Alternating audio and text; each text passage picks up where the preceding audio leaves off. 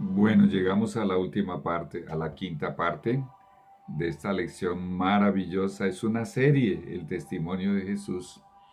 Y nos quedan dos preguntas. Vamos con la número 13. ¿Para qué el Señor permite que en ocasiones se cumpla algún prodigio o señal de algún falso profeta? Deuteronomio 13, 1, 2, 3. Yo quisiera reformular esta pregunta, ya que los poderes que son empleados por los falsos profetas provienen de Satanás y de sus demonios. La pregunta es, ¿para qué Dios permite?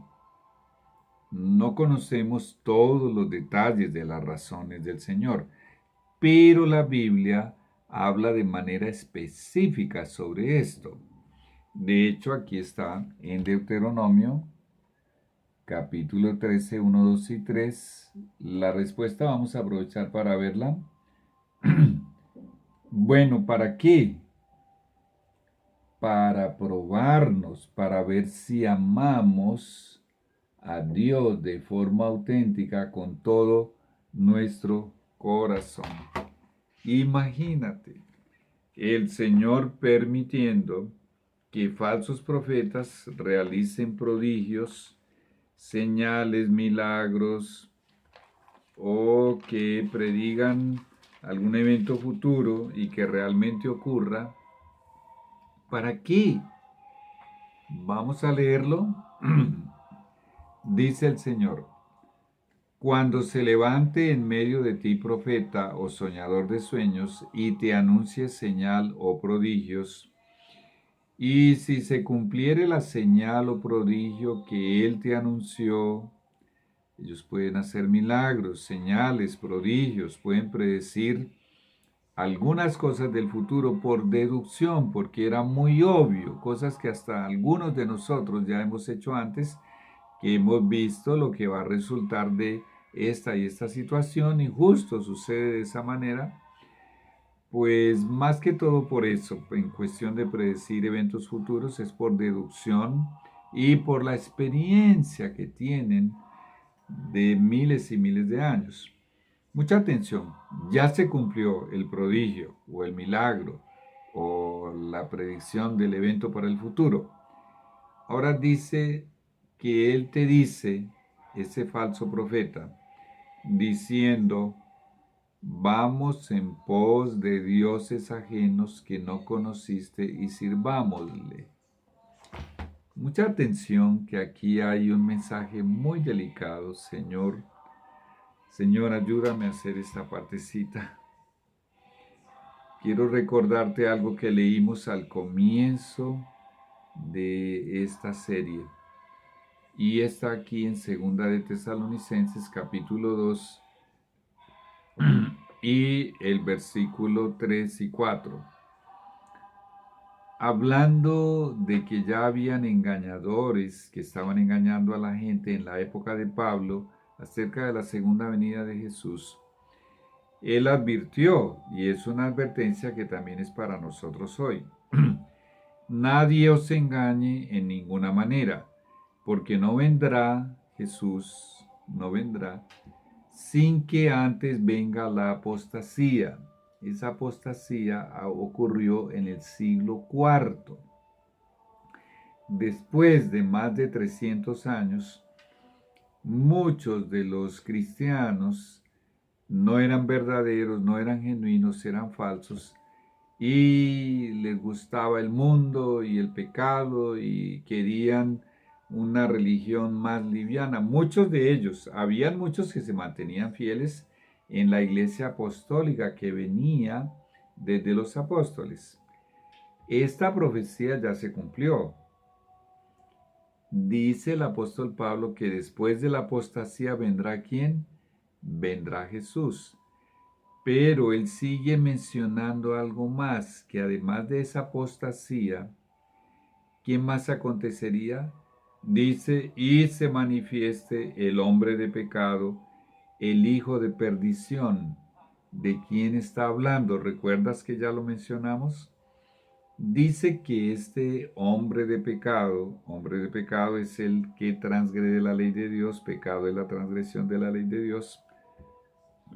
Este hijo de perdición, o sea, que lleva a todos los que creen en él, lo lleva a la perdición eterna, dice, el cual se opone y se levanta contra todo lo que se llama Dios o es objeto de culto. Pero va más lejos aún, tanto que se sienta en el templo de Dios como Dios, haciéndose pasar por Dios. Es muy larga la historia y Señor, ayúdame un día para filmar una serie completa sobre todo esto, pero hay mucho material en nuestra iglesia ya más detallado, pero este hombre de pecado que se menciona aquí, que se hace pasar por Dios, pasó a ser y todavía es el sucesor del emperador del Imperio Romano. El Imperio Romano, a partir del cuarto siglo, comenzó a vivir una metamorfosis, una transformación, y se transformó en lo que hoy se llama Iglesia Católica Romana. El emperador, que se llamaba Pontifex Maximus, se le daba ese título que significa sumo pontífice, título que solo le pertenece a Dios. Era también, además de ser emperador y rey, era considerado Dios y había que adorarlo. Y solo Dios sabe cuántos miles y miles de cristianos perdieron su vida por negarse a adorar a ese rey, a ese emperador romano. Pues bien, el diablo con su estrategia, y Dios lo escribió aquí antes de que él lo hiciera, porque Dios conoce el futuro, lo escribió 3 siglos antes de que Satanás lo hiciera, fue transformando el Imperio Romano en lo que hoy conocemos como Iglesia Católica Romana. ¿Cómo aconteció? A medida que van pasando los años, por el contacto con el mundo, con la contaminación, con el pecado, los cristianos se van volviendo apóstatas. Para empeorar las cosas, muchos de ellos, ya nos dijo Jesús en Mateo capítulo 13, fueron introducidos por el mismo diablo dentro de la iglesia. Entonces les gusta la mundanalidad y la salvación en el pecado. Y eso facilitó mucho la amalgama, la aleación, la unión de esos cristianos apóstatas, falsos cristianos. Siempre hubo un pequeño remanente que se mantuvo fiel, ¿ok? Gracias a Dios. Ellos se unieron con el esquema que se estaba formando en el Imperio Romano y transformaron el cristianismo en Iglesia Católica Romana. ¡Qué horror! Y ese proceso fue desde el año 313 hasta el año 538, cuando se sentó el primer hombre de pecado que se levanta contra Dios, contra todo lo que es objeto de culto, que se sienta en el templo de Dios, en lo que él cree, ¿no? Y dice que se hace pasar por Dios. Y así como el emperador romano reclamaba adoración, este supuesto Dios, entre comillas, también la reclama, tiene una triple corona, se sienta en un trono de oro. El Imperio Romano tenía su sede en Roma, donde tiene la Iglesia Católica Romana su sede hasta el día de hoy, en Roma todavía. Pues bien, cuando nosotros leemos, dice que vienen estos falsos profetas, la Iglesia Católica tiene muchos visionarios y profetas, y el mundo protestante evangélico también. Y se cumplen predicciones, se hacen milagros y señales. Los movimientos de glosolalia y los movimientos carismáticos y las tantas apariciones que hay en la Iglesia Católica y los tantos milagros, todo eso, y sumémosle a eso todos los milagros que hacen todos estos falsos profetas, que son miles en todo el mundo, en el mundo protestante, vienen y te dicen vamos a adorar a otro Dios, ¿cómo lo hacen? No, este es solo un ejemplo, porque ellos tienen muchas otras áreas. No, el día del Señor que dice la Biblia que es el sábado ya no es más. El Papa dijo que ahora es el domingo. Escucha, pretender suplantar la autoridad de Dios es pretender suplantar al autor de la ley. Y la ley dice que el día del Señor, el cuarto mandamiento de la ley de Dios es el sábado. Y este Señor viene y te dice, ahora yo soy tu Dios, soy el dueño de tu alma, soy el dueño de tu fe y el dueño de tu conciencia. Y soy tu rey, soy tu Dios. Demuestra que me adoras aceptando mi marca de autoridad el domingo. Pues cuando eso acontece, mira lo que el Señor te advierte que nunca hagas. Esto es solo un ejemplo de tantos que podemos colocar. No darás oído a las palabras de tal profeta. Es que mira los milagros, las apariciones, mira tantas señales y tantos prodigios. El Señor dice, no darás oído a las palabras de tal profeta, ni al tal soñador de sueños. Porque ahora vamos a responder la pregunta, ¿por qué Dios permite todo eso? Aquí está. Porque Jehová vuestro Dios os está probando para saber algo. Él quiere saber algo. Para saber si amáis a Jehová vuestro Dios con todo vuestro corazón y con toda vuestra alma. Tan temprano en la Sagrada Escritura como hace 3400 años, un poquito más que esto lo escribió Moisés, ya a través de Moisés el Señor nos da una advertencia de ese tamaño que encaja y tiene que ver específicamente con lo que está aconteciendo en estos últimos días.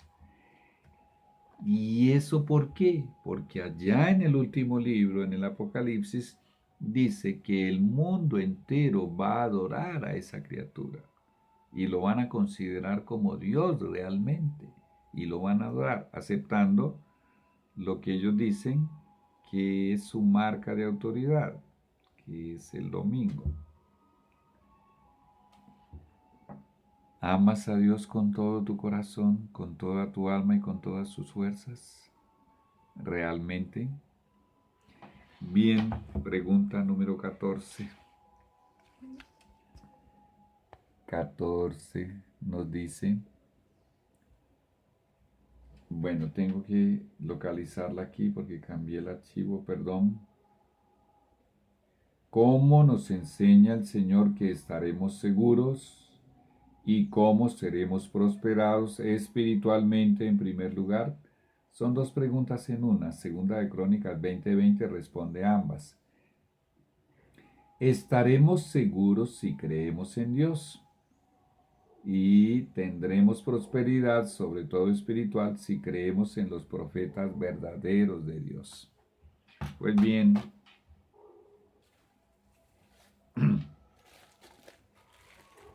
el Señor te comprobará si tú lo quieres comprobar y si estás dispuesto a amar a Dios con todo tu corazón y hacer su voluntad. Que esta es la última profeta que Él levantó en este planeta, Elena G. de White. Pues bien, vamos a pensar en las dos respuestas de las dos preguntas. La primera, ¿cómo hacer para estar seguros? Aquí, te lo voy a leer, aquí en Segunda de Crónicas 20:20, mira lo que nos dice el Señor. Segunda de Crónicas 20:20. Dice el Señor, creed en Jehová vuestro Dios y estaréis seguros. Si no conoces el Salmo 91, allí sí que el Señor te garantiza que confíes en Él y estarás tan seguro que caerán a tu lado 1000 y 10.000 a tu diestra y a ti no llegará. Respecto a este coronavirus y a cualquier otra peste o plaga, ¿qué dice el Señor? Que ninguna pestilencia ninguna morada, ninguna plaga llegará a tu morada, no te afectará a ti, porque Dios te protegerá. Pues bien, y esa es la seguridad, la protección, conforme a la voluntad de Dios, del poder del maligno. Y la otra partecita, creed en Jehová vuestro Dios y estaréis seguros, creed a sus profetas y seréis prosperados. Primero, obviamente, tú tienes que comprobar que sí es un verdadero profeta de Dios. Y al creer, al aceptar, al vivir lo que aquí se explica, se enseña, se orienta, se aconseja, creerlo y divulgarlo a otros, en primer lugar vamos a tener prosperidad espiritual. En cuanto a prosperidad material, en muy raros casos el Señor nos va a dar eso. Él prefiere que estemos aquí con muy poco, con mucha sencillez, como sus apóstoles, como el mismo Jesús. De preferencia en la pobreza es cuando más fácilmente puede salvar a un ser humano. Vamos para las citas del testimonio de Jesús. A medida que el Señor se ha manifestado por el espíritu de profecía, el testimonio de Jesús es el espíritu de profecía, recuérdalo. Apocalipsis 19:10. Ahora ya va a narrar un poco aquí de su experiencia personal. Han desfilado delante de mí lo pasado, lo presente y lo futuro. Me han sido mostrados rostros que nunca había visto, y años más tarde los conocí cuando los vi. He sido despertada de mi sueño con una sensación vívida de asuntos previamente presentados a mi mente, y he escrito a medianoche cartas que han cruzado el continente y llegando en un momento de crisis, han evitado gran desastre a la causa de Dios. Esta ha sido mi obra durante muchos años. En realidad fueron casi 70 años. Un poder me ha impelido a reprobar y reprender males en los cuales no había pensado. Consejos para la Iglesia 166. El enemigo nos persigue, debemos estar bien despiertos y prevenidos contra él. ¿Recuerdas? Primera de Pedro 5:8. Sed sobrios y velad, porque vuestro adversario el diablo anda como león rugiente buscando a quien devorar. Es de eso que está hablando aquí. Debemos revestir la armadura completa de Dios. Debemos seguir las direcciones que nos han sido dadas por el espíritu de profecía. Consejos para la Iglesia 595. Ahora va a comenzar a narrar su primera visión. Aquí hay solo un pedacito. Mientras estaba orando ante el altar de la familia, el Espíritu Santo descendió sobre mí y me pareció que me elevaba más y más muy por encima del tenebroso mundo. Miré hacia la tierra para buscar al pueblo adventista, pero no lo hallé en parte alguna, y el pueblo adventista que ella menciona aquí eran esos adventistas del movimiento millerita de Guillermo Miller, ¿te acuerdas de William Miller? Que estaban esperando y que habían esperado y que esperaron a Jesús para el 22 de octubre de 1844, pero que como Jesús no llegó, ellos quedaron terriblemente chasqueados y decepcionados, y fue por eso que el Señor le dio esta visión a ella, porque con esta visión el Señor los alentó y los confortó al pequeño remanente que quedó fiel, sobrevivientes de la iglesia de Filadelfia. Recuerda, ella estaba muy enferma, desahuciada por los médicos, con tuberculosis a punto de morir, y ahí viene el Señor y le da esta visión. No solamente recobró su salud, sino que vivió 70 años más, casi 70 años más. Y sigo leyendo. Entonces una voz me dijo, vuelve a mirar un poco más arriba, porque ella no encontraba el pueblo adventista. Alcé los ojos y vi un sendero recto y angosto, trazado muy por encima del mundo. El pueblo adventista, está hablando del movimiento de Guillermo Miller, William Miller, que estaba en muchos países y eran miles y miles y miles y miles. El pueblo adventista andaba por ese sendero en dirección a la ciudad que se veía en su último extremo. En el comienzo del sendero, detrás de los que ya andaban, había una brillante luz, que según me dijo un ángel, era el clamor de medianoche. Esta luz brillaba a todo lo largo del sendero y alumbraba los pies de los caminantes para que no tropezaran. Delante de ellos iba Jesús. ¡Qué maravilla! ¡Qué maravilla! Delante de ellos iba Jesús guiándolos hacia la ciudad. Y si no apartaban los ojos de él, iban seguros. Pero no tardaron algunos en cansarse, diciendo que la ciudad estaba todavía muy lejos y que contaban con haber llegado más pronto a ella. Entonces Jesús los alentaba, levantando su glorioso brazo derecho, del cual dimanaban una luz que ondeaba sobre la hueste adventista, y exclamaban: ¡Aleluya! Otros negaron temerariamente la luz que brillaba tras ellos, diciendo que no era Dios quien los había guiado hasta allí. ¿De qué está hablando aquí? Está hablando del chasco, que no era Dios quien los había conducido y los había llevado a esta gran decepción. Jesús no vino y ahora.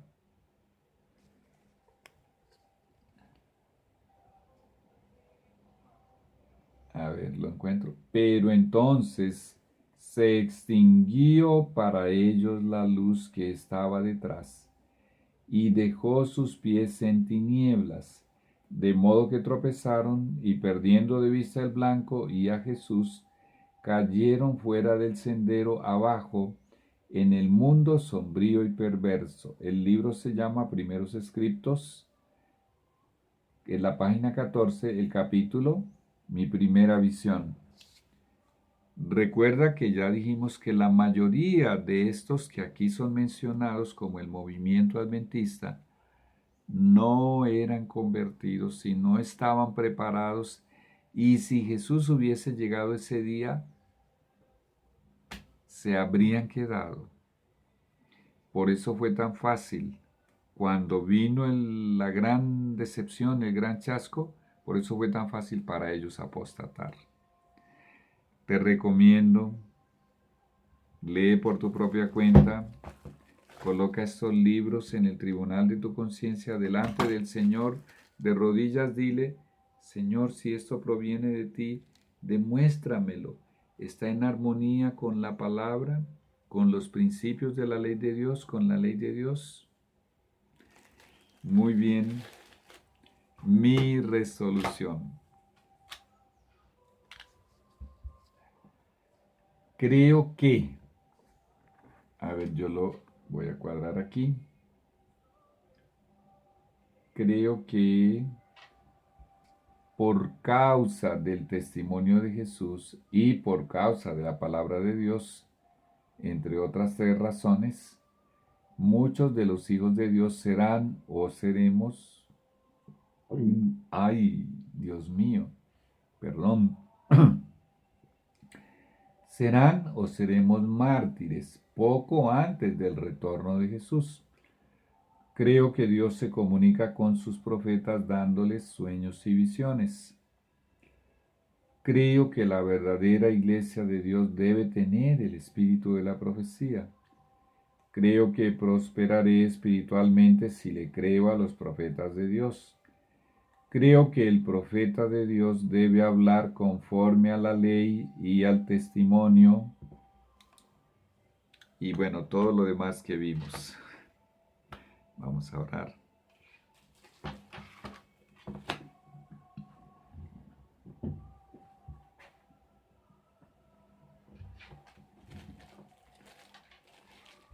Señor, ayúdame a hacer esta oración. Que las almas preciosas, pero sinceras y honestas, con fe vacilante, tienen inseguridad acerca de esta profeta. Tomen cualquiera de estos libros, cualquiera de sus capítulos, y lo presenten delante de ti, y en oración y en sumisión, clamen por la presencia de tu Espíritu Santo, porque Jesús hizo la promesa que el Espíritu Santo nos guiará a toda la verdad. Y si esto es el testimonio de Jesús, y Jesús dijo que Él es la verdad, Señor, que te hagan un desafío y te clamen, demuéstrame, Dios mío, que este es el verdadero testimonio de Jesús, el verdadero don profético, el genuino, el auténtico espíritu de profecía, y que esta profeta realmente es inspirada por el Espíritu Santo, y que esto debemos estudiarlo, leerlo, creerlo, aceptarlo y divulgarlo, practicarlo y obedecerlo. Ayúdanos, Señor, a creer en tus profetas y seremos prosperados espiritualmente en primer lugar. Pero antes dice, creed en Dios y estaréis seguros. Y en estos días, Señor, de esta crisis tan terrible y las crisis que se avecinan, ni hablar, con mayor razón, enséñanos a creer en ti y a confiar en ti. En el nombre de Jesús. Amén. Próxima lección, la 23. La deidad, el Padre. Ya nos vemos.